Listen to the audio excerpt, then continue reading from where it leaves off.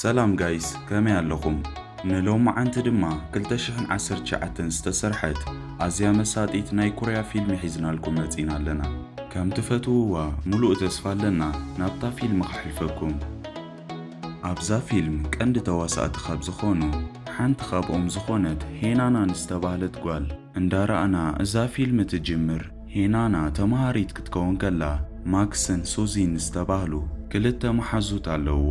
ቤተሰባ ዋላኳ ተኾኑ ኩሉ ዘለዎም ሰዓታት ኣብ ናቶም ሬስቶራንት ኣብ ስራሕ ስለ ዘሕልፍዎ ንንእሽተይ ሓፍታ ናይ ምክንኻን ስራሕ ናታ ሓላፍነት ኮይኑ ይርከብ። እታ ንእሽተይ ሓፍታ ድማ ጽውጽዋይ ምስማዕን ናይ ህፃናት ናይ ባምቡላ ፊልም ምርኣይ ዝሕጉሳ ክኸውን ከሎ ኣብዚ ሕጂ ግዜ ድማ ሄናና ንንእሽተይ ሓፍታ ናይ ሶንድሬላ ታሪኽ ብጽውጽዋይ መልክዕ እንዳንበበትላ ትርከብ። كومو دما بحد خوفيلن ناي رومانتيك فيلم خريعي جمرامو بزقاطام خم نردو هينانا مس حدا كيدياستي استباهله موديلن فيلم السرحن سب ناي عين فقر خمزة حزان نردا السو دما اب جابان بطعم فلوت سب كخون كله بزعبو استفلالي زينا اب غازيتا كل جيزي يوتسيو كومو دما نكيتي خم تفوتو كساب حجي نوال حدا زي تزاربت كتكون كلا كلتيوم محزوتا خيترفة بزعبا زنقر ايفلتنيوم كومو دما حجي نايقات ام نقر كوينو محازا سوزي تدول اللامو آياسي ناي هاي سكول فيلم خسر حسل زخونة صباح نابتناتهم بيت تمرتي كم زمت نقرا كومو دما كابتوم تومهارو مسو ابت فيلم السرحو كم زمرتن بز نقر دما ازي حقوست خم زخونة مس نقرتا هينانا دما نتفت وسب نمجمريا جيزي بأكال كتريو سلزخونت بحانت جيزي تحقيسا ناتا سموالا أبتا فيلم نخواسو مستوم زوادا درو تمهارو نخت مسقبوت نقرا اتمشد دما بخمز عينت ملكع حلفمو أبزغط المعالتي إتوم تمهارو أبتا فيلم نخواسو زد اليوم نقرات كدالو يجمرو ولاكم حازا أسوزي بز نقر حقوست تخونت هينانا جن بزح كم زي تحقوستن ولا حانت خمزي تقدست تمثل دقايق دما دحر محلافا اتتواسو نخجمر كبابي زي حسبتو مس هياسي تقاج أمو في الشخيلو يقري تحتيتوا مسكده بحقوس زاكل تقبرو نقر تفيوا مردا كابيا خلو نرئي نايت تواسو مدب دحر مودو دما نحاد سومون زاكل ابتناي تواسو مدب بزعبات استفتر نقر عند حسبت تحلفو ننشتي حفتا دما قديمة بامبولا قزي اخم تمسألا قال اتيات الله سلزنا برد نابندا مزاناقعي جيم زون بمخاد بامبولا نخبتحا عدلا ختفتن تجمر بتدقاقامي ولاكوا تفتنت كسلت أسل زي كآله حانت سانتيم تراي تريفاتا انتاي كتقبر كمزلو عند حسبت كلا قوبي عزقبرن استشفا فننسب بدحري اب ممتا كامي جيرا نتتصوتا سعيرا نتا بامبولا ختوسد كمزلو بمزراب نخد سعري حقزا السادما تحقيسا نخد مسجنو ناب دحريت مسزورت اتتشفافينو زمتا اتفولوت هياسي ينيرو السادما بسنبادة عويلا بسومو مستصوعتو ابتبوتا زنبرو سبات ادهبوهم كسحب كلان اتوماد نقطو دما نابو اندامتو كأكبو مسجمرو نهينانا ايداي حزامو كابت دكوان انداغوي يوتو فولوت بمخانو نتعنت يركب كم زيلن نخوم إيلو دما تشافافي نخوم زمتن كاب حجي ندحر ناتو زبلو محازوت كهلو خمز دالي نقرا ندقايق زاكل دما مسعللو هانانا اتجيراتو زنبرت جاما تنتسيل ولاكوا تتقدده فيلم نمر اي ناي سينما تكيت قريت اصل زنبرت تفانياتو نابت ناي سينما بوتا تخيد ابت سينما دما كوفي لاخلا بزسحق كونتات إيدان دار آيت أقدمو إيدا حزواس لزنبره إيدا خمزيت حتس أبو مسجزاء رأساق تزارب تجمر شعون شعو دما بزمتي زي تبهله زخت لازنبره آياسي نابت السينما خمتس كلون اتجيراتو زلاج أما تجنس إلو سلستقدده حدش أما حزولا بممتا أيهبا السادما مجمرة نتج أما خمزيت قبلو ولا قوة تزاربت السوقن حسابا غيرو نتج أما خم تقبرو يقبر ازخي أكل دما اتمعالت بخمز عينت ملك عدحر محلافو أبزغت المعالتي أبتوش تبيت تمرتي أبكفلا خلا اتوم نايت خفل تمهارو عويلهم بحاقوس كوچ يجمرو اتم خنيات دما اتفولت آياسي ناب تخفل ماتي سلزنا بريو السو دما ناب هينانا بمتسقع كم تتمالي تغنس إلو تقديدو زنبرة جاما غزي الله لكع كم جفتي هبا እዚ ኣጋጣሚ ድማ ካብ ንሄናና መሓዙታ ንላዕሊ ነቶም ናይቲ ክፍሊ ተምሃሮውና ገሪሞዎም እዩ ነይሩ። ኣብ ዝቕፅል መዓልቲ ድማ ብኸምዚ ዓይነት መልክዕ ክራኸቡ ከለውን ኣብ ኢዳ ድማ ናቱ ቁፅሪ ሞባይል ጽሒፉላ። ብዘገርም ኩነታት ክሳብ ሕጂ ናታ ስም ስለ ዘይፈልጦ በዚ ሂበክ ዘለኹ ቁፅሪ ሞባይል ደው ኢልኪ ስምኪ ንገርኒ ይብላ። እሳ ድማ ናብ ገዛኣ ምስ ተመለሰት ናይ ምሸት ኣከባቢ በቲ ዝሃባ ቁፅሪ ሞባይል ዋላ እኳ ተደወለትሉ እታ ሞባይሉ ግን ኣይትሰርሕን እያ ነይራ። ኣብ ተመሳሳሊ ግዜ ድማ ንሱ ምስ ናይ ቀደም ኣፍቃሪቱ ዝነበረትን ምስ መሳርሕቱ ዝኾነት ምስ ዴዚ ዝተባሃለት ጓል ድራር እንዳተመገቡ ኣብኡ ከለዉ ድማ በዚ ሓድሽ ዝሰርሕዎ ፊልም ይዘራረቡ እዮም ነይሮም። ሄናና ድማ ዘይሰርሕ ቁፅሪ ሞባይል ስለ ዝሃባ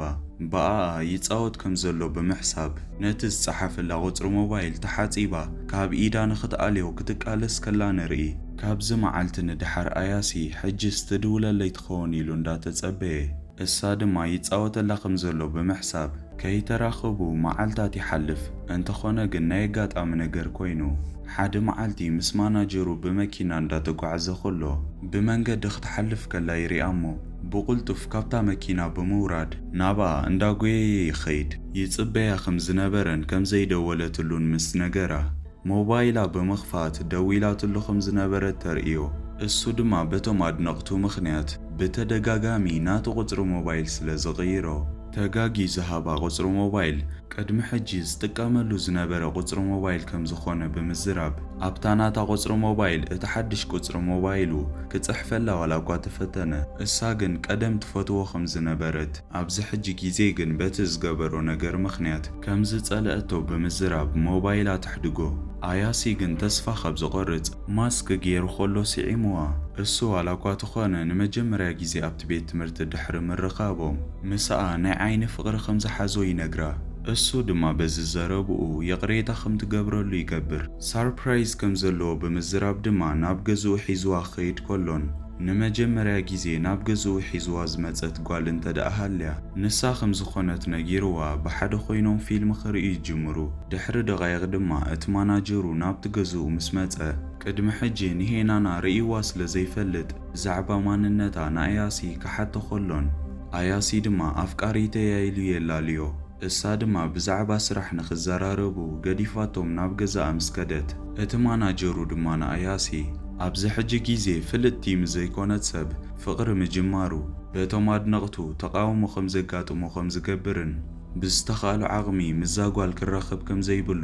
ሓሳቡ የቕርብ። ኣያሲ ግን ከም ዝፈተዋን ብፍጹም ከም ዘይገድፋን እዩ ዝተዛረበ። ኣብ ዝቕፅል መዓልቲ ኣያሲ ብስራሕ ምኽንያት ተዋስኦ እንዳሰርሐ ከሎ ምስ ኣፍቃሪቱ ክራኸብ ኣይከኣለን። እሳ ዋላ እኳ ተኾነት ናብ መሓዛኣ ማክስ ናብ ናይ ፊዮር መሸጢ ብምኻድ ካብ ናይ ትምህርቲ ግዜ ንድሓር ንዕኡ እንዳሓገዘቶ ኣብኡ ክትሰርሕ ትጅምር። ናይ ኣጋጣሚ ነገር ኮይኑ ድማ እቲ ዝተኣዘዘ ፍላወር ደሊቨሪ ማለት ንኸተብፅሖ ምስ ከደት እቲ ቦታ በዓል ኣያሲ ዝዋስኡሉ ዝነበሩ ቦታ እዩ ነይሩ። ከምኡ ድማ ኣያሲ ነቲ ፊልም ክብል ነታ ቀንዲ ተዋሳኢት ክስዕማ ከሎ ሄናና ካብ ርሕቀት ትርእዮሞ ሓዚና ክትከይድ ትጅምር። ኣያሲ ግን ተኸቲልዋ ብምኻድ ኣረጋጊኡ ደው የብላሞ። ኩሉ ነገር ዝገበሮ ነቲ ስርሖ ክብል ከም ዝኾነን በቲ ዝተፈጥረ ነገር ድማ የቕሬታ ሓቲትዋ ንኻልኣይ ግዜ ከምዛ ዓይነት ነገር ከም ዘይፍጠር ቃል ይኣትወላ። እሳ ድማ የቕሬታ ምስ ገበረትሉ ተሓቢኣ ትሪኦም ዝነበረት ዴዚ ቅድሚ ሕጂ ምስ ኣያሲ ዝነበራ ፍቕሪ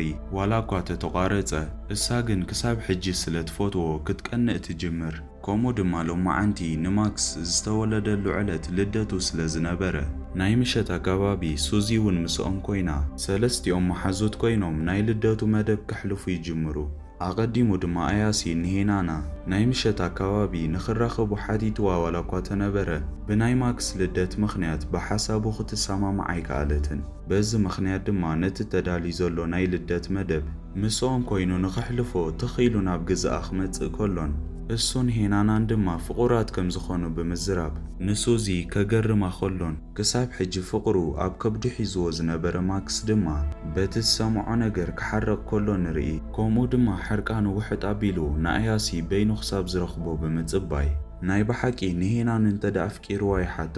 ኣያሲ ድማ ካብ ልቡ ከም ዝኾነ ምስ ነገሮ ንዓኣ ክሕዝና ከም ዘይብሉ ብምዝራብ ከጠንቅቆ ከሎ ንርኢ። ካብዚ መዓልቲ ንድሓር ድማ ብሓደ ኮይኖም ግዜ ከሕልፉ ከለዉ ንርኢ። ኣብዘን መዓልታት ብዝተፈጥሩ ኣጋጣሚታት ምኽንያት ከም ንርድኦ ኣያሲ ቀደም ናይ ሙዚቃ ኣባላት ከም ዝነበሮን እንተኾነ ግን ካብቶም ናይ ሙዚቃ ኣባላት ንላዕሊ ንሱ ተፈላጥነቱ እንዳበዝሐ እንዳተፈትወን ምስ መፀ ካብቲ ዝነበሮ ናይ ሙዚቃ ኣባላት ከም ዝሰጎግዎን ዋላ እኳ በይኑ ተኾነ ተስፋ ከይቆረፀ ግን ኣብዚ ሕጂ ዘለዎ ደረጃ ከም ዝበፅሐ ንርዳእ። ከምኡ ድማ ንሃናና ኣብ ዝደለየቶ ግዜ ናብኡ ንኽትመፅእ ናይ ገዝኡ መፍትሒ ሂብዋ ስለ ዝነበረ ሳርፕራይዝ ንኽትገብሮ ሜክኣፕ ጌራ ተፀባቢቓ ናብ ገዝኡ ትኸይድ። እንተኾነ ግን ጌና ናብቲ ገዛ ቅድሚ ምእታዋ ኣብቲ ጥቓ ማዕፆ ናይ ጓል ጫማ ክፀንሓ ከሎን ኣብቲ ውሽጢ ገዛ ድማ ሃያሲ ምስታ ናይ ቀደም ኣፍቃሪቱ ዴዚ ክሰዓዓሙ ከለዉ ሪኣ እታ ሚስኪን ሄናና ብሓዘን ካብቲ ገዛ እንዳጎየየት ምስ ወፀት እሱ ድማ ተኸቲልዋ ብምምፃእ ከረዳኣ ዋላ እኳ ተፈተነ ንኽትሰምዖ ኸማን ፍቓደኛ ከይኮነት ገዲፋቶ ትኸይድ። መሓዛኣ ማክስ ድማ እቲ ዝተፈጥረ ነገር ምስ ሰምዐ ናብ ገዛኣ ክኸይድ ከሎን ነቲ ኣጋጣሚ ተጠቂሙ ድማ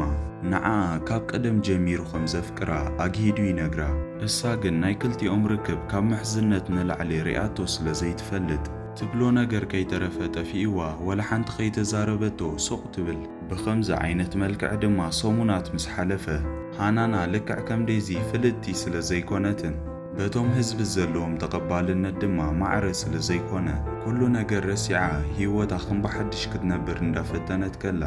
ዴዚ ናብኣ ብምምፃእ ዋላ እኳ ናታን ናይ ኣያሲን ርክብ ተተቋረፀ እንተኾነ ግን ክሳብ ሕጂ ከም ትፈትዎን ኣብቲ ሽዑ ግዜ ኸማን ናብ ገዝኡ ኸይዳ ናብ ናይ ቀደም ፍቕሮም ንኽምለሱ ሓቲታቶ ከም ዝነበረትን እሱ ግን ብሓሳባ ክሰማማዕ ከም ዘይከኣለን ዝሰዓመቶ ኸማን ንሳ ከም ዝኾነት እሱ ወላ ሓንቲ ጌጋ ከም ዘይብሉን ስለዚ የቕሬታ ንኽትገብረሉ ነጊራታ ትኸይድ። እንተኾነ ግን ሃናና እዚ ኸይኣኽላ ብዛዕባ ናይ ክልቲኦም ርክብ ተፈሊጡ ኣብ ዜና እቲ ፍሉጥ ዝኾነ ኣያሲ ምስ ሓንቲ ፍልጥቲ ዘይኮነት ተምሃሪት ፍቕሪ ከም ዝጀመረ ኣብ ዜና ክወፅእ ከሎን እዚ ነገር ድማ ኣብ ናታ ይኹን ኣብ ናቱ ስራሕ ተፅዕኖ ይፈጥረሉ ከም ዘሎ ተረዲኣ እቲ ማናጀሩ ዋላ እኳ ተኾነ ናብ ገዛኣ ብምምፃእ በዚ እንተዳ ቀፂሉ ኣያሲ ነቲ ስርሑ ክስእኖ ከም ዝኽእልን ትፈትዎ እንተደኣ ኮይና ድማ ብዝተኻለ ዓቕሚ ካብኡ ንኽትርሐቕ ይነግራ። ርጊ ኢላ ድሕሪ ምሕሳባ ድማ ጽምዋ ኣብ ዝኾነ ቦታ ምስ ኣያሲ ምስ ተራኸበት ንኽልቲኦም ዝሓሸ ርክቦም ክቋረፅ ከም ዘለዎ ተዘራሪቦም ክውስኑ ከለውን ኣንሕና ድማ እዚ ናይ ፍቕሮም ታሪኽ ኣብዚ ተቋሪፁ ኢልና እንዳተጸበና ከለና ኣብታ ፊልም ንሪኦ ድሕሪ 3 ዓመት ይወስደና እሞ ኣብዚ ግዜ ድማ ኣያሲ ኣብ ውሽጢ 3 ዓመት ኣብ ስርሑ ካብ መጠን ንላዕሊ ተቐይሩን ኣዝዩ ተፈላጥነት ረኺቡ እዩ ነይሩ። ከምኡ ድማ ሎማዓንቲ ናይ ኣዋርድ ሽልማት ረኺቡሉ ኣብ ዝነበረ ግዜ ካብ ማክስ ዝተሰደደሉ ደብዳቤ እቲ ማናጀሩ ሒዙሉ መፂኡ ይህቦ። እሱ ድማ ነቲ ደብዳቤ ከንብቦ ከሎ እሱን ሃናናን ካብ ዝተጻልኡሉ ግዜ ጀሚሩ ዋላ እኳ 3 ዓመታት ተሓለፈ ክሳብ ሕጂ ከም ዘይረስዐቶ እቲ ንሱ ዝሰርሖ ፊልምታት ድማ ኩሉ ግዜ ኮፍ ኢላ ከም ትከታተልን ሓሳባ ኩሉ ድማ ብኡ ከም ዝኾነ ምናልባት ንሱ ድማ ክሳብ ሕጂ የፍቅራ እንተደኣ ኮይኑ ናብኣ ንኽምለስ ይፅሒፉሉ ነይሩ። ኣያሲ ኣብቲ ሽዑ ግዜ በቲ ዝነበረ ኩነታት ምኽንያት ምስኣ ዋላ እኳ ተተፈላለዩ ልክዕ ከም ኣሱ ድማ ክሳብ ሕጂ ስለ ዘፍቅራ ናብኣ ክምለስ ከሎን ድሕሪ 3 ዓመት ድማ ምስ ተራኸቡ